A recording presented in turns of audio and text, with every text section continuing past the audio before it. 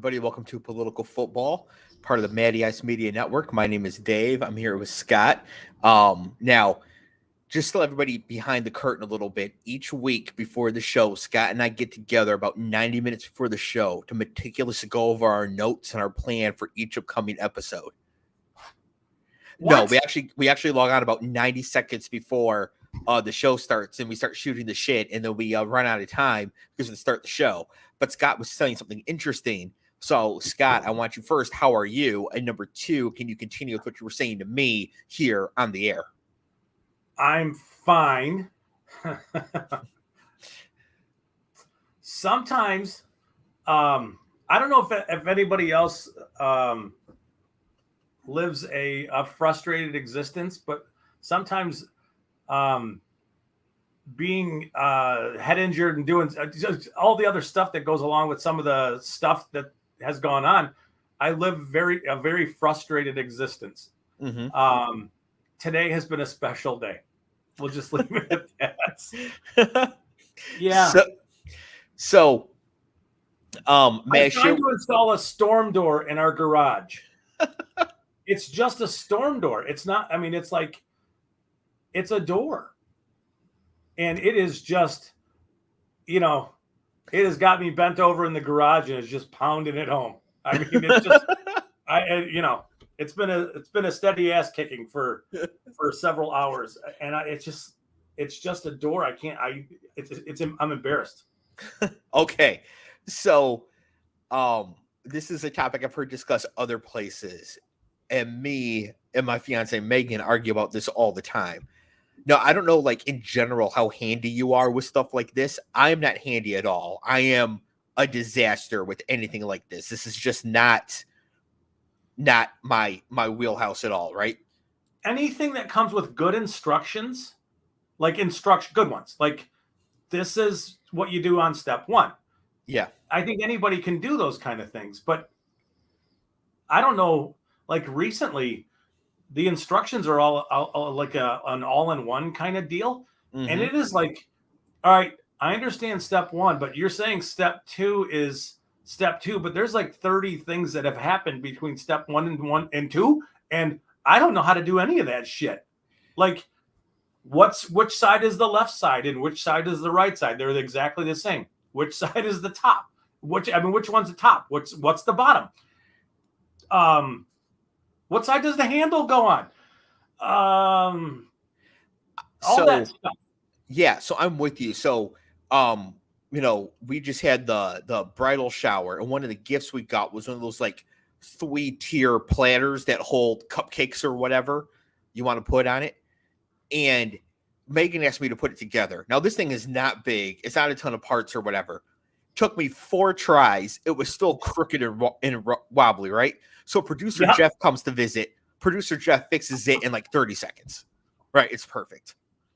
And I had the same issue with the directions. Like it was pictures. It wasn't making any sense. Can producer Jeff come on over to my house and fix my fucking storm door? I mean, maybe. I could send him a text. But, and not so much for our cupcake platter, but for your storm door and other things, I am firmly on team just pay somebody. Like, it's just the headache, the hassle, the hits to the self-esteem. It's really just not worth it. It's finding somebody is generally finding somebody at the pace at which we want this storm door installed that's the issue. But like, I mean, the storm door's in, it's up right now and everything's cool, but there's like a 3/4 inch gap on one side of the door between like it's like, I don't know if that helps being in. Yeah. I'm firmly on the team of like, honestly, if I had the means, I would pay somebody to do all the things I hate doing. I'd pay somebody to do my laundry, clean my house, cook, drive me places. Like if I had it like that, I would I cannot stand any of this stuff. But certainly, and I'm with you with the directions. Like the directions for the stupid platter were, it's only pictures. There's no words. Yep. And I'm like, we don't like this isn't ancient Egypt. We don't communicate in pictures. We communicate with letters and an alphabet developed over thousands of years. And Megan, who's a genius, made the point that, like, well, not everybody speaks English, so the pictures work everywhere. My counter argument was Google Translate. Put that shit in Mandarin. I'll just translate it into English, just so long as I can read something. And I have to be trying to decipher these hieroglyphics to figure out which screw is supposed to go in which. You know what I mean? Yeah, I know what you mean. Yeah, don't buy a house. It's too late for that. Yeah, Ben's telling me not to buy a house. Well, listen, this is part of the budget right here. Like I know that like a lot of dudes like mowing the lawn. I ain't mowing the lawn. I'm not. I will shovel. I will shovel the snow, and that's a cop out because I live in the DC area, so it's like once a year. Well, but there's a choice you've made to live there because of, I'm sure, lots of things, and that would be, that'd be something to consider. Honestly, I'm 53, so as I get older, I'm starting to think like, okay, some of these things are like decision making down the road. Like, where do you want to live? What do you want to do? Mm-hmm. Well, I don't think shoveling snow is a great idea. I don't think living anywhere where it snows, period, is a great idea. I was in Atlanta over the weekend, and I was thinking to myself, why do you live in Michigan? Seriously. Now, 6 weeks from now, if I'm back in Atlanta, and I will be bitching because it's going to be too hot. Yes. So some of this is just like, okay, the realization of I am a total boob when it comes to a lot of things. So I entered this whole thing frustrated that I'm such a jackass and just incompetent fool. Here I am. Hi. Ben says to rent when I come back to Michigan where I belong. I gotta say, I don't think I belong in Michigan. I'm not. I don't know if I remember how to scrape ice off a car. It's been so long. Like, I don't know if I remember how to do it. I just I don't think I don't think I could. Though? Every year when that first one happens, you have to like, all right, how did I do this shit last year? You remember, like when you did live here, Yes. like the first little bit of snow that hits, nobody can drive. The first time it rains real heavy after winter, nobody can drive. It's just, Yeah, no. So, I just wanted to talk about that a little bit because I'm with you. I cannot imagine the horror of me trying to install a storm door. I'm definitely minimum reaching out to friends, but really, I'm just going to be on Fiverr, not a sponsor. I'm just going to be on Fiverr finding somebody to come and install this storm. And you know what? Somebody could come in and honestly have been here for less than 5 minutes and have it up, guaranteed. Yeah, if they knew what they were doing. Yes, and I've got it. It's installed. I just know that in like 2 hours when she comes home, and I'm not even blaming her. I'm looking at this thing. I'm looking at it thinking, all right, what the hell did I do? Because it's jacked up. And I would fully expect her to walk in and say, what'd you do? Like, what happened here? I don't have an answer. I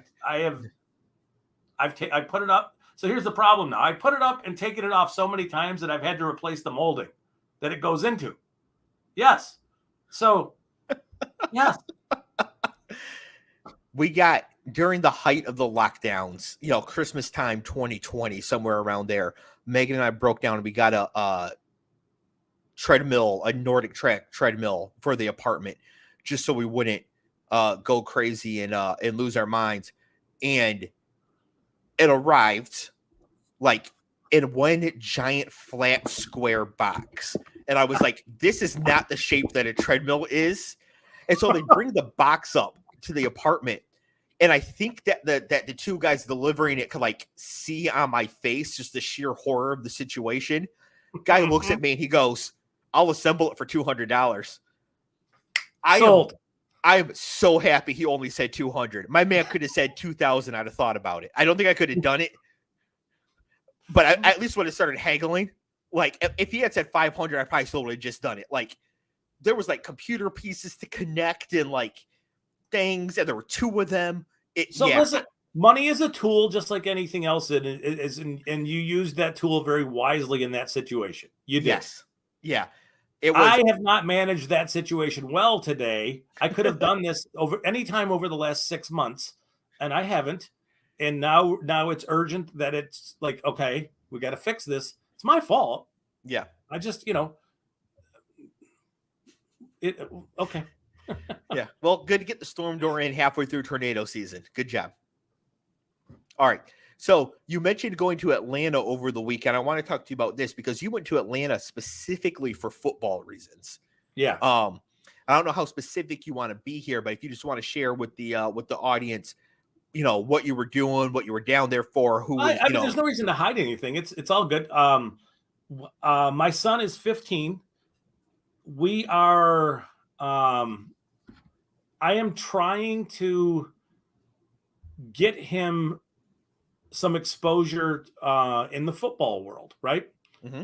And one of my friends lives in Indiana, and he knows a guy who runs a 7-on-7 team. This dude, his name is Jamil Smith. He played for the Ottawa Red Blacks in 2016 as a wide receiver. Okay. And won a CFL. He won a Grey Cup. Oh, awesome. So, I mean, like in the world of like professional athletics, he's a star, Yeah. He played pro football, super good guy, a teacher, like, and one of the things that's with my youngest is he needs to get more athletic, period. It's just, I mean, he does, but this thing, I don't know if anybody knows what 7-on-7 football is, but it's essentially like what your kids do when they play flag football. There's no tackling. There's no offensive line, no defensive line. The quarterbacks can't run, and there's no handing off the ball. So the only way you proceed down the field is by throwing the football, right? And it's essentially a 40-yard field. You can get a first down at, I want to say it starts at the 40. You can get a first down at the 25 and then again at the 10 kind of thing. This was the Cam Newton 7-on-7 tournament at Grayson High School, the stadium in Grayson, Georgia, in Atlanta. I fully expected there to be really good athletes there. Mm-hmm. But as the first game was kicking off, and now understand, my son didn't play much really at all, and he shouldn't have either. This was just I just wanted him to see this is what big time recruiting looks like. This is what big time football looks like from a 7-on-7 standpoint.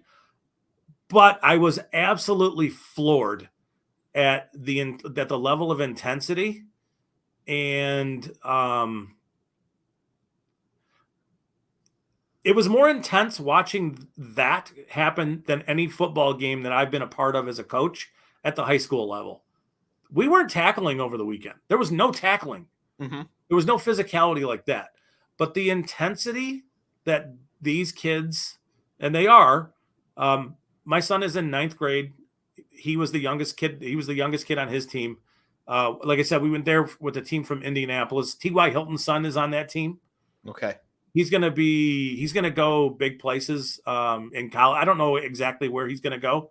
He's entering his sophomore season. He's like 6'1" and 185 right now. And he can move. He can scoot. Yep. Already bigger than dad.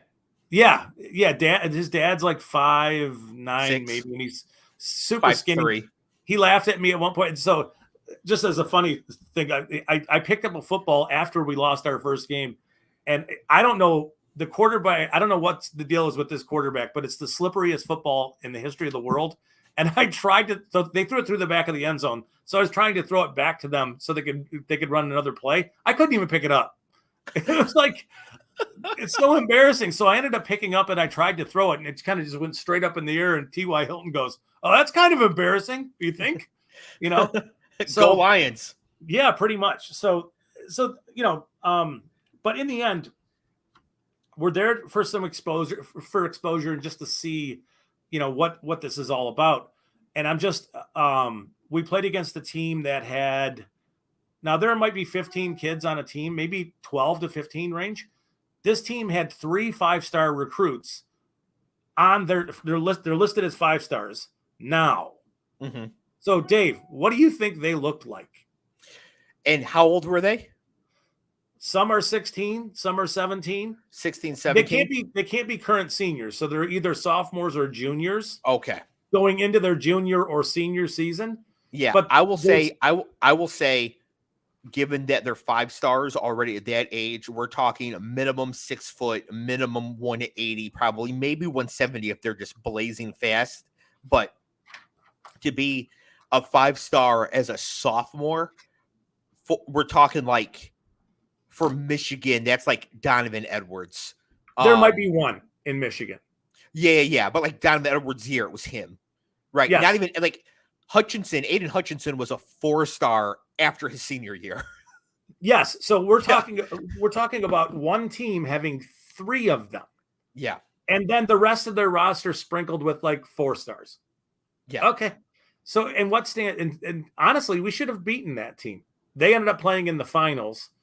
We played them tight, and it came down to one possession where we just couldn't make a play, and they did. But what stood out to me is the willingness for some of these kids. Now, one of them's name is Mike Matthews. He has a Clemson offer. He has a Georgia. He's got it all. Wherever he could possibly want to go play. Yeah, he's going to go play there, right? But his willingness, him and another kid named KJ Bolden. Matthews plays at Parkview. Bolden plays at Buford in Georgia. Their willingness to muddy it up, and I mean like when I say press coverage and I mean physical press coverage, I mean like, we're talking punches. We're talking these guys were just not allowing our receivers to get into their routes. Mm-hmm. And he, like Matthews did this where he locked up one of our dudes, and he was a dude, like a 4.45 dude, right? And he stands over top of him and he stares at the sideline at the, as the play's ending, and our sideline is yapping. We're yapping at him, not we. Some of our kids are yapping at him, and I mean, I can't even tell you what the stuff that he said that came out of his mouth, but it was terrifying, right? Like, and he was absolutely 100% serious about what he was saying. Like, keep running your mouth, and I'm going to cross the sideline, and I'm going to do to you what I just did to him. And he was dead serious, right? Yeah. But what strikes me is this is a kid who might be going into his junior season, who's got every offer he could possibly want. Yet on a Saturday, he is competing at the highest level. And this is a kid whose desire and willingness to be competitive is just off the charts. Mm-hmm. And that's, to me, like, that was the big takeaway of the whole thing, was like every team was loaded with kids like that. This particular team, their name was Hustle Inc. And it was just like, it was incredible to watch the movement ability, but more the physicality at which they played, and the trash talking was just lights out. But I think it's just a normal thing for that level of 7-on-7 football. I bet. They ended up playing against this kid. This kid, I think, was the best player that I saw there. His name is San Frisco McGee. Great name. I mean, like, that is an all-name dude, right? Yeah. I can't tell you. I'll send you the videos on Twitter. The one-handed catches, like touchdown catches, 2-point conversions he made, multiples. He scored one in the championship game that is just like, it's just ridiculous. Like, I'm talking about like Beckham kind of catches. Like one-handed catches, like, yes, like just absurd. I'll send you one really fast, and you can watch it. And we'll see what your reaction looks like. But it was awesome. I mean, it was a spectacular experience. It was eye-opening for my youngest to be like, okay, when I watch Alabama play Georgia in 2-3 years, these guys are going to be on the field, and these guys are going to be prominent players. Does San Frisco McGee have any offers yet? I assume he does. He's going to Alabama. Oh, okay. Is that it? Yeah. And right that's now all? he's like 6'2". Yeah, that's it. He's like 6'2" and maybe 100 and maybe almost 200 pounds, maybe 195 pounds. And he's a 4.3s. Whatever. I mean, 6'2", 195 is big now for a wide receiver. Garrett Wilson is 6'1", 190. So if he's already an inch taller and already heavier than Garrett Wilson before even leaving high school, that's what like a 5-star 16-year-old looks like. Yes. Do you have your phone with you? Yes. I just sent you a Twitter video. It's 5 seconds long. I was standing in the end zone watching. This is against our team. This catch. This is just after he caught a fade in the corner of the end zone to score a touchdown, and that was a great catch. But this one was like, wow. And I'm not talking about me covering him, right? Yeah. So he's up against tight coverage. The pass is actually bad. The pass is inside towards the defender, and McGee here goes up over the defender's head, turns his hand sideways to one-hand it over the defender. Yes, that's absolutely insane. Yeah, that was not his best catch of the day. He had multiples like that. That's nuts. So what did So first, I want to get to Ben's question here. Ben has a really good question. He said, were there a bunch of super aggressive sports parents there? Seems like there would be a lot of Karens and sick Lamar balls. It's LeVar Ball, but that's okay. No, there were not. Just you? I kept my mouth shut, and it was just like, this is awesome to see. I don't, like the indie group, there were 2 parents there from the indie group, maybe 3, but they rented a bus and they all got on a bus and drove down to Atlanta for the weekend. Okay. So some of this stuff, the parents don't necessarily, well, I guess T.Y. Hilton was there. So he was there watching his son too. Mm-hmm. But yeah, I mean, I would imagine maybe that there's a scenario where the parents could be problematic, but there wasn't a lot of parents there. There just wasn't. Yeah. They had 4 fields set up, and we played the first couple games on a grass field, so it was sort of off in the corner of their high school territory there, or whatever whatever property they had. So it was sort of off, in the corner of their of their facilities. But the parents weren't a problem at all. There was none of that. There was a lot of competition between the coaches. Yeah, a lot of yapping, and it's a self-driven thing. Like, these kids are no, you don't need to get them motivated to play against competition like that. They're all self-motivated individuals already. It was just mind-numbing to see it, though, to see that kind of athleticism, and like I said, the competitiveness there was just crazy to see. Next time you go, can you take some like Faygo and Better Made? Try to get these kids up to Michigan. I was thinking as I was watching this, why don't I live in Georgia? And I'm sure they're pretty happy living in Georgia.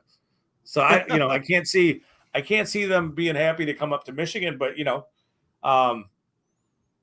it was just really interesting. And then I'm thinking to myself, these are the wide receivers. So it's almost like a showcase for quarterbacks, wide receivers, and cornerbacks. Yeah. I guess you could say safeties too, right? And then maybe some tight end play here and there. But it's a showcase for that kind of talent. Now, there is really no O-line, D-line stuff like that, but I can't imagine what their offensive line and defensive line looks like in places like that. But no, it was awesome to watch. They also had a tour of Auburn, so they got to go see the Auburn Stadium and all their facilities and all that stuff too. That's cool. So that was a really cool thing that they did, that the coach set up. So it was a great weekend of football and that kind of stuff. But the difference in what happened there as opposed to what happens in Michigan was wow. Yeah. If I didn't hold a SEC bias already, I would walk away from that thinking, 7-on-7, and I mean, while it's super competitive up here, it's not like that. Right. It's not like It's not like there are, all right, between the two teams, there might have been 8 or 9 4-stars and 4 or 5 5-stars between these two teams in the finals. Like, it's crazy. Yeah, no, that's nuts. And what'd your son think of it? He was, again, he's a 9th grader, so he's young. Mm-hmm. I think it surprised him at how fiery these guys were. Yeah. Which I'm happy about. Like, we talked about it on the way home. Like, these guys didn't have to be there. They've already earned their offers. They've already, they're there because they want they want to compete. Period. So, there's a lesson there. I just, in the end, I think that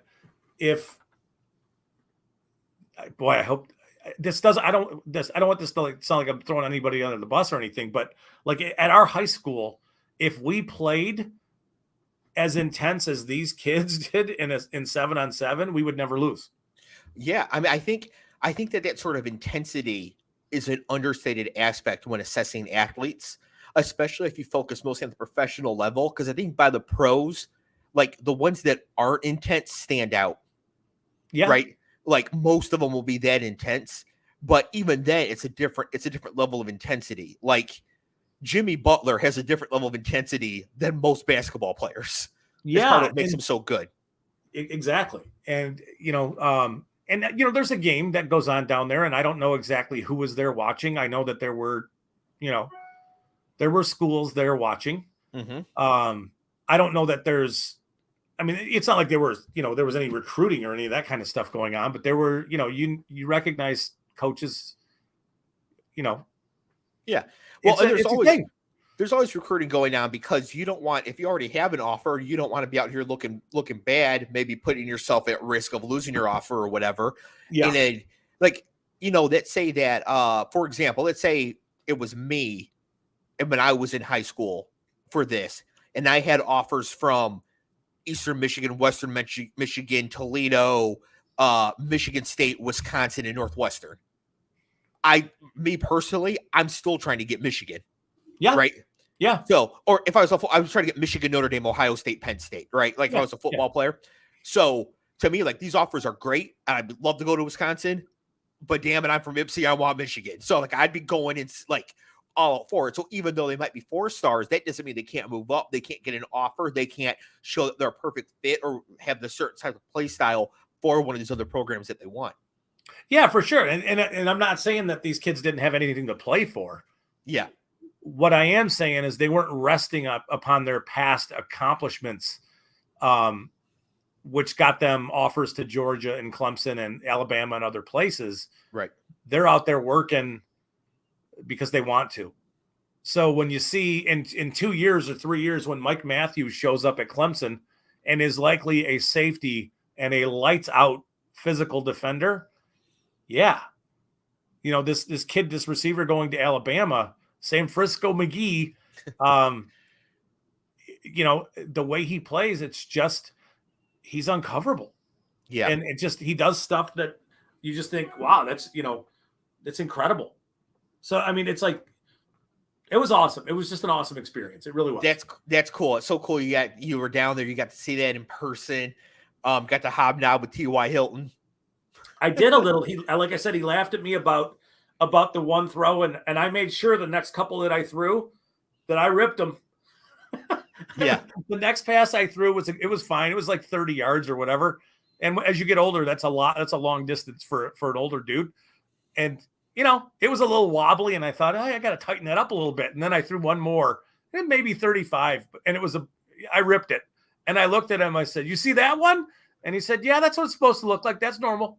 And he just walked away. But Andrew Luck retired like 7 years ago. This dude spent the last 6 of his career playing with dust ball after dust ball. He did. I didn't even ask him about any of that stuff, but it was funny because back in my Bleacher Report days when I was writing for them, I wrote him up as I want to say it was a 2nd round pick coming out of, I think it was Florida Atlantic. I think International. Florida International. Yeah. Yep. And I told him, I'm like, yeah, I wrote you up as I think it was like a second, third range is what I wrote him up as, and I loved his game coming out of college. And he's like, yeah, all these guys who got drafted in front of me, I was better than those guys, and you can see the pride, and it was cool. Well, I'm sure he shares that level of intensity that a lot of the other those 5-stars were showing too, right? I mean, as a Pro Bowl wide receiver in the NFL. Yeah, absolutely. And at his size, the fearlessness to play in the NFL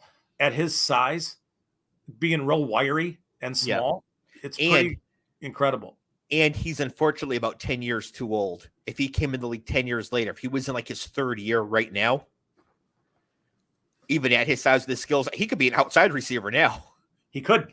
Yeah. He was a nightmare as a player. I mean, he's awesome. He's an awesome football player. Absolutely. Very cool experience. Well, good. No, that's awesome. I'd love to go and see something like that. Closest I ever came is 2003, before the first game of the season. I was down Michigan State. I was down like right by the sideline, and Lamar Woodley was out for like early warm-ups. And like I got to stand next to him a bit, and I was like, this is the most massive human being I've ever seen in my life. He was 18. Yeah. Yeah. I was like, oh, this is why I'm in the stands. Because yes, for sure. And it was funny because all these guys were, like in that 6 foot, 6'1", 185 pound range as 16, 17-year-old kids. And then there was a defensive line prospect who played in this as a tight end just because he wanted to. And it's like, yeah, impressive stuff. That is cool. That is impressive. It was very cool. Cool experience. There were like 4 teams from Georgia, 1 from Louisiana, a couple from Mississippi, a couple from Tennessee. There was 1 from Providence, Rhode Island, 1 from Indy. Cam Newton had 2 teams there. It was just, I mean, it was a who's who of prospects for the 2024 and 2025 college season. I will say, though, I think you throwing that past 30 yards now might be showing up Cam at his own event. So I don't know if you should have done that. No, Cam is still Cam is huge. Huge. Yeah. All right. So I want to transition here. The NFL, every year at this time, they have their owners meetings and whatever, their rules committee, and they always change some rules. And, for whatever game you're playing or talking about or studying or whatever, it's overlooked how important the rules are. You'd be shocked how many people will show up to play a $10,000 poker tournament and only know the very basic rules. They have no idea about anything more advanced or more deep. And it's like, well, how are you going to compete when you don't even know the full rules of what you're doing? And so I just wrote down all the rules I found that changed. Some of these are interesting. Some of these are not so interesting. But Scott, you said you haven't really heard any of these yet. Nope. So we'll get your reaction here live as we go. So these are in no particular order. Rule change number 1. Players can now wear the number 0 as a jersey number. Okay. I like it. Yeah. The only 2 I've seen so far confirmed they're going to wear 0. DeAndre Swift will wear 0, probably to reflect the amount of dog in him. And so salty. And Calvin Ridley said he will wear 0, probably to reflect how much he won on same game parlays. Okay. So those are the only 2 that I know for a fact they're wearing 0, but I'm sure that the players will be looking forward to it. Next rule change. Referees will adjust the play clock following an instant replay reversal the same way they do following other stoppages. Before this, players would have to signal back to the officials to request more time on the play clock in such a situation. On the play clock?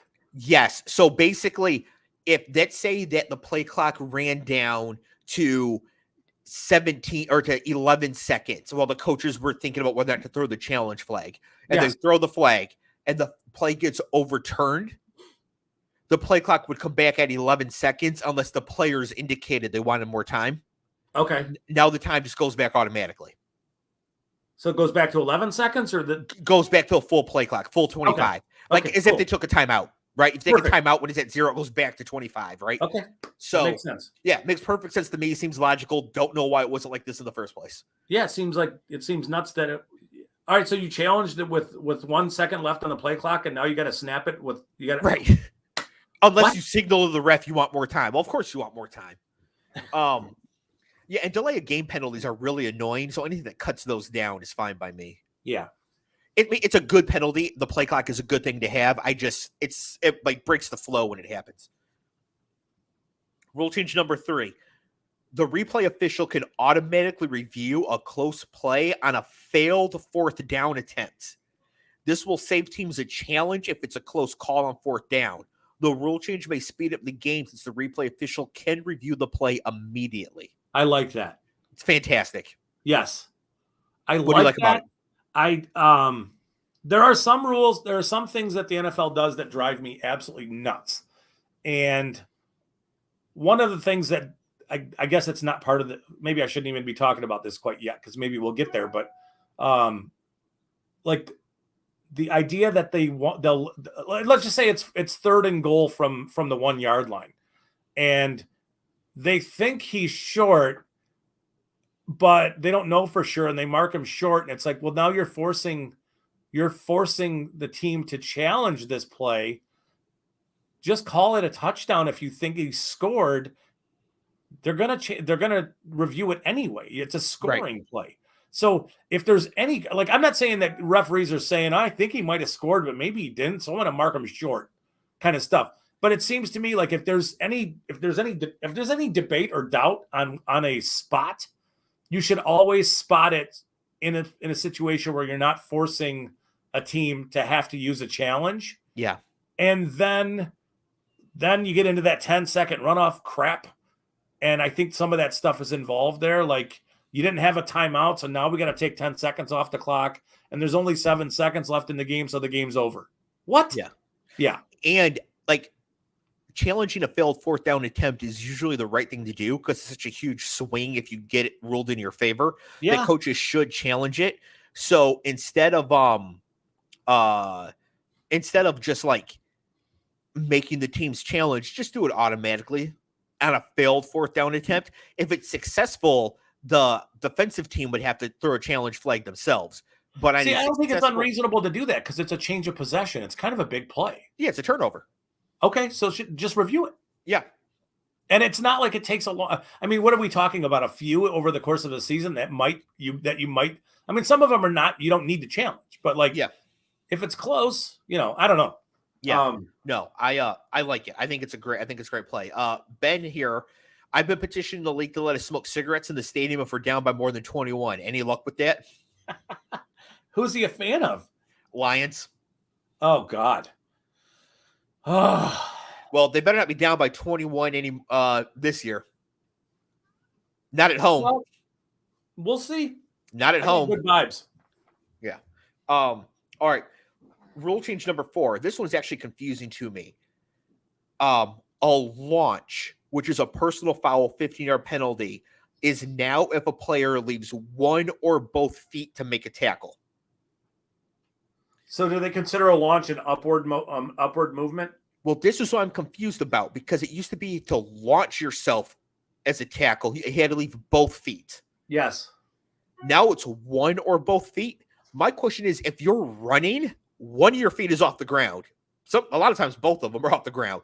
But see, I think we need to parse out the concept of what a launch is, and is that an upward motion where you're hitting a player in the helmet? But that's not. All it says is, a launch, a personal foul, 15-yard penalty is now if a player leaves 1 or both feet to make a tackle. Okay, so then we're going to have 15-yard penalties the entire game. Which is why I'm thinking that there must be something unexplained here because that obviously doesn't make any sense. Yeah. But, I mean, I don't see how, if it's only one leg, how do you know if somebody's launching or leaning? So that's why I'm asking, is there an upward there an upward movement? I'd like to see a video of this. Like, we wish we could have called that a penalty. Yes. To see it. Because leaving both feet makes sense. Like, that's obviously stupid. You're only doing it to try to hurt somebody. Okay, so I think this is what's involved in here is a player who's in a defenseless position. I think that's what they're talking about. Yeah, but even then, I'm talking about like a sliding quarterback. Are they just saying don't hit a sliding quarterback? Players in a defenseless posture. It is a foul if a player initiates unnecessary contact against a player who's in a defenseless posture. Players in a defenseless posture are a player in the act or or just after throwing a pass, receiver attempting to catch a pass who has not had time to become a runner, blah, blah, blah, blah, blah. I'm trying to see where we're talking about launching. Right. That's illegally launching into a defenseless opponent. It is illegal. It is an illegal launch if a player leaves both feet prior to the contact to spring forward and upward into his opponent. Okay. And uses any part of his helmet to initiate forcible contact against any part of the opponent's body. So I think the launching component of this is the upwards. Okay. Dude's running across the middle, and I'm launching myself with the crown of my helmet underneath his chin. To me, that's a penalty whether you got 1 foot on the ground or none or both. Right. Okay. But, so to be clear, Steve Atwater is now illegal. Pretty much, yes. But okay, I mean, I like this. If the launching motion is the problem, it doesn't matter if it's 1 feet or 2 feet. Okay, that's a lot more clear. Thank you for that. That makes a lot more sense there. Rule number 5. If a player is called for tripping, the penalty would result in 15 yards and an automatic first down. I thought that was the case. Did not know. What it was, tripping 5 yards before? And not an automatic first down? I guess. Like, I don't know what it was before. Yeah. Ben saying Benny Blades would have never survived in this league. He barely survived in the league he played in. There's a lot of guys who would struggle in today's game. If you made a rule in the NFL that you couldn't tackle, what's up, Don? If you made a rule that you couldn't tackle guys like by the shoulders, Benny Blades would actually be in prison. He might have been. Yes, he probably would have some issues. I shouldn't make that joke. Did Benny Blades actually go to prison? I don't know, but or did Brian? One of them did. I shouldn't make that joke. One of them went to prison. I'm pretty sure, allegedly. I don't know. Don't sue me, Blades family. You're good. You're good. Okay. Rule number 6. To make handing the football forward a penalty, like an illegal forward pass. So you cannot hand off the ball in front of you. That's going to be a little tricky. Yeah. It has to be to the side or behind. Read option stuff, that's sucks. This sucks for the read option, especially on jet sweep motion. Yes. Yes, because he's in front of you. Right. And so either you have to do like a fake pop pass. Yep. Right. Or the jet sweep motion has to come behind you. I hate this rule. I hate it. I wonder why. I wonder who initiated this rule change. The competition committee. But like who? I wonder, did somebody get torched with? I mean, are we looking at like... So my guess is that because this rule change just sucks for offense, but so many of the rule changes make it harder to play defense. Defense was like, you got to give us something. Yeah. You got to do something for us here. So, I mean, how are they going to call? Like, how are we really relying upon NFL officials to determine? Like, well, if it's ruled like an illegal pass, that makes it reviewable, so they could just go to the video, right, and see like where the handoff took place if they needed to, just like you could. Oh, what's his whole body in front of the line? They can look at that. So, yeah, I think that's buffoonery because that's just going to lead to more silly reviews, and it makes offense less fun. So I don't like this. I just want to be on the record. I hate this rule. I absolutely hate it, and I hope they fix it. I don't like it. Yeah, that one seems like we're going to have some very strange calls at times. Like that was an illegal handoff because I think he was in front of the quarterback. Well, he might have, but where was the quarterback's front foot? And it's, oh boy. Yeah, I'm not a fan. Okay, the next one here, this is going to absolutely change the sport. Okay, this is the most important rule change since the institute of the forward pass. Are you ready? I'm ready. To make the penalty for illegal punts, drop kicks, or place kicks the same as an illegal forward pass. What's an illegal punt? I think if you kick it twice, there are some ways that you can't punt the ball in certain situations. You can't punt the ball if you run across the line of scrimmage. Yeah. Right? There are cases where you can't punt it. Two players can't punt it on the same play. But either way, if it's the same as an illegal forward pass, it's the spot foul loss of down. That's what makes it kind of. The only thing I can think is on fourth down, if like the snap goes over the punter's head and he runs back to it and he kicks it off the ground forward instead of picking it up and punting it. Now it's a loss of down at the spot where he kicked it. That's the only the only thing I can think about where this actually matters. I can't think of it mattering though. Like, I don't know. Okay. Rule number 8. To prevent the offense from benefiting with an extra play at the end of the half because of an offensive penalty.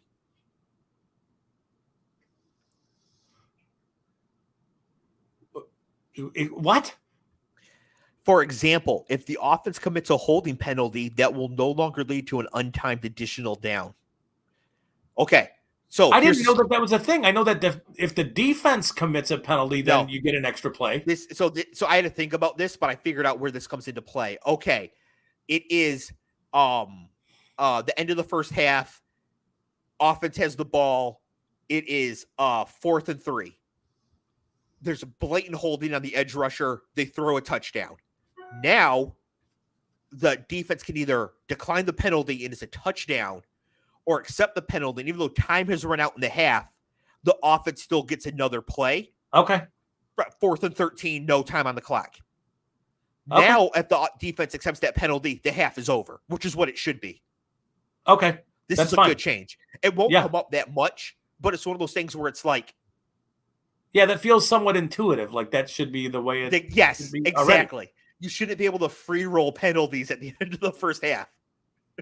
So it's again not going to happen a lot, but it's one of those cases where like if this wasn't in place and the reverse happened to the Lions, I'd be furious. Yeah. Rule change number 9. To clarify the use of a helmet against an opponent. So this removes the words butt, ram, and spear from Article 8 and add those actions into the penalty for impermissible use of a helmet. Basically, you cannot use your helmet when tackling. You can use your face mask. Yeah, but you can't dip your helmet. No, you can't use your helmet, period. Butt, ram, spear. You can't use the side of your helmet. You can use the back of your helmet. Do not use your helmet when you tackle. Yeah. Reasonable to me. Probably a good thing, Yeah. Fine by me. And honestly, I think that just seeing if you can't use your helmet at all when you tackle, we'll see better tackling in general. Yes. Yeah, I mean, you get your head out of it, use your shoulder, sort of. You have to fall. If you can't use any part of your helmet, you have no choice. Yep. So I think that's good all the way around. Again, Benny Blades would be in trouble here. Rule change number 10. There's only 12. Rule change number 10.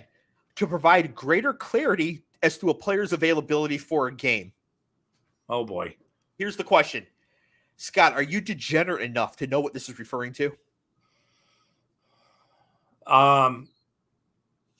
Does this have to do with the way they classify injury status? Yes, but do you remember who this happened with last year? No. Oh, my God. I was furious. This cost me many buy-ins. I am not happy.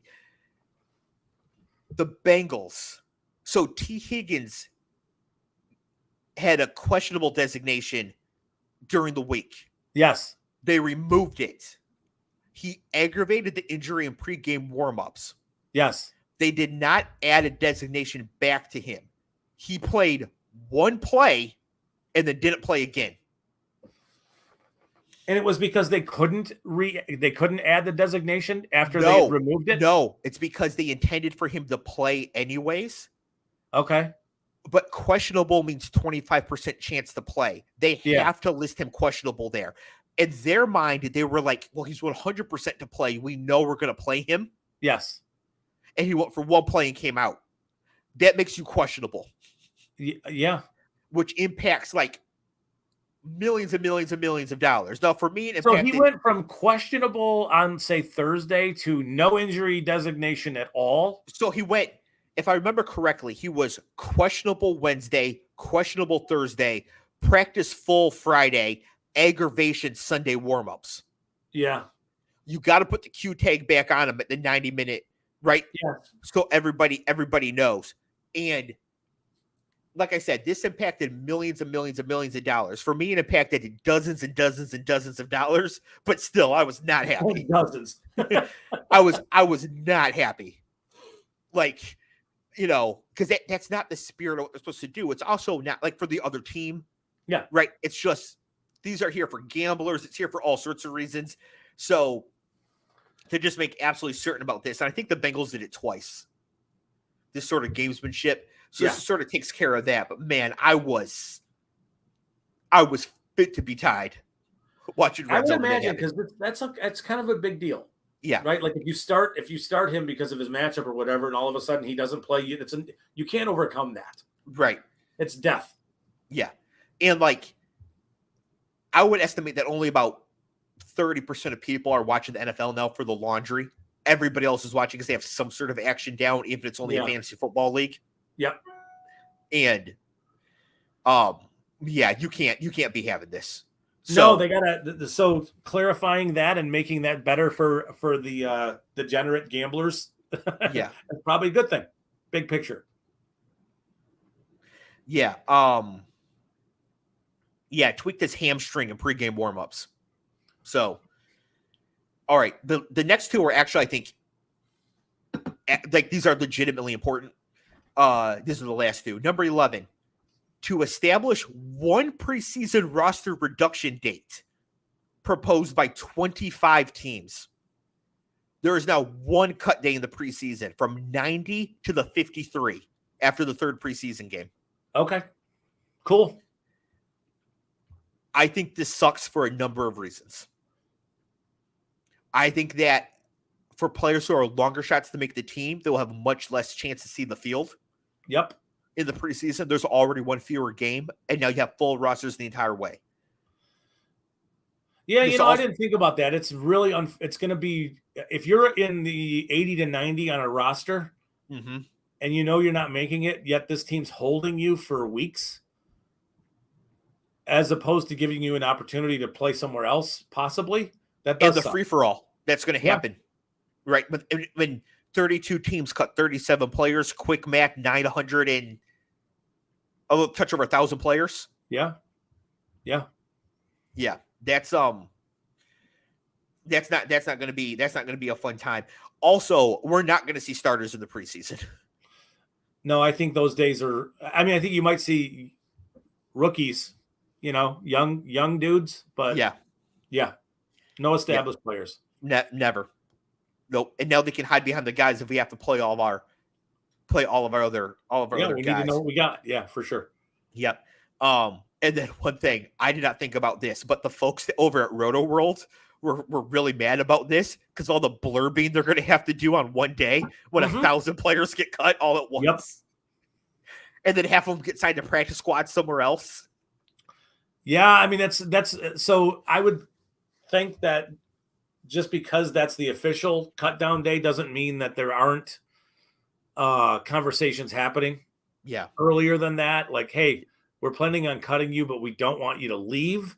We would love for you to be on our practice squad. Kind of, you know what I mean? Like, I don't know how solid the rules are there, but yeah.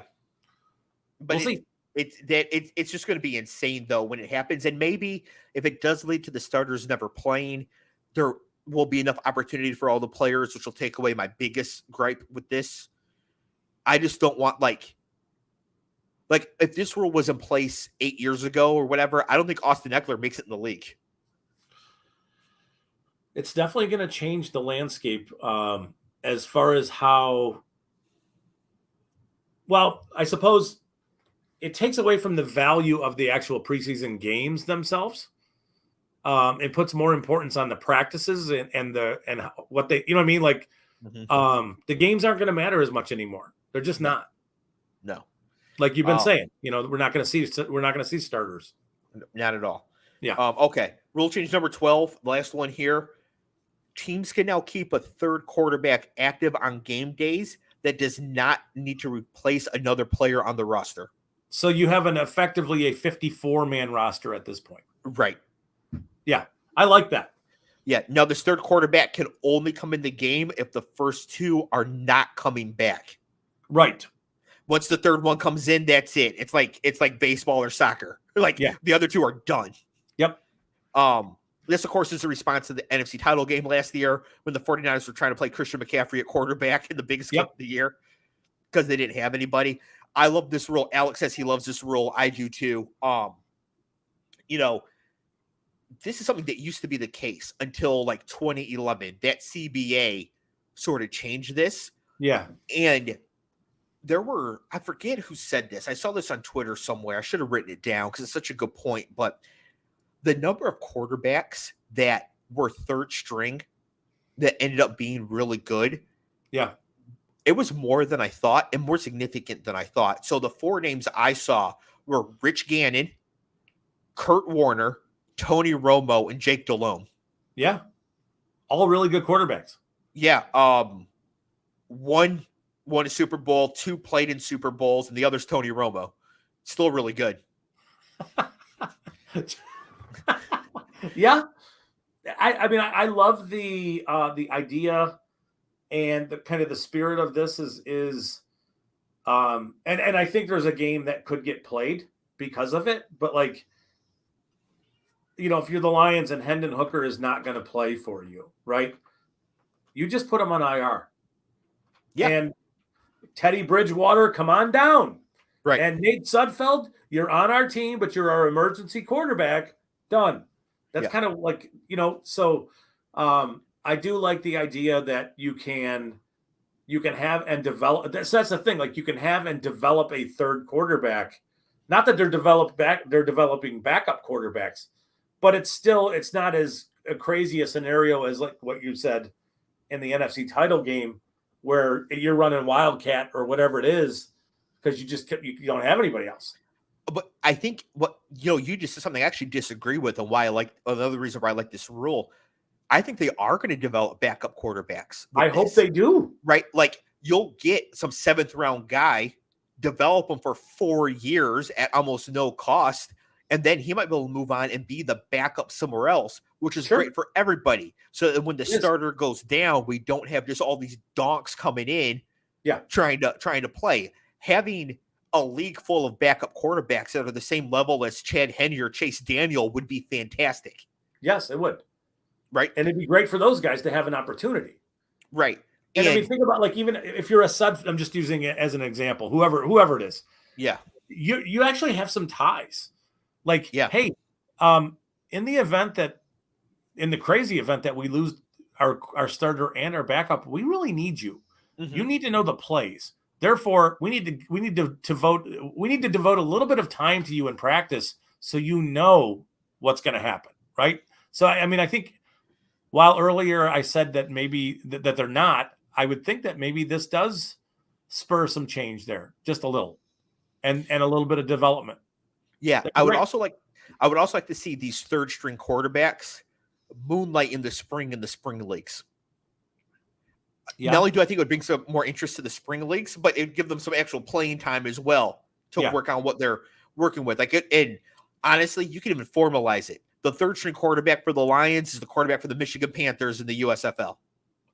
Okay, fine. And then, that's it. Like that's who it is. And yeah, I mean, it would be great if the NFL existed in a place where they had a G League kind of thing. Like, these guys are, we drafted this player or we signed this player as an undrafted free agent and we want him to go get playing time. So we're loaning him to the Michigan Panthers or whatever. And, I would think that'd be great for the NFL to not own a different league, but to be able to exploit and allow their players to develop through that. Like you just said, I think that would be smart. Yeah, no, I think that would be a fantastic idea. So those were the 12 rule changes that I found. I didn't write down the ones that didn't make it through. I thought just the ones that did make it through were the most were the most important. But that third QB one is going to be a big deal, and we'll hopefully not get to see running backs play quarterback in the NFC title game next year. Yeah, let's hope not, for sure. All right. Well, thank you everybody for joining us this week. Again, we're part of the Matty Ass Media Network.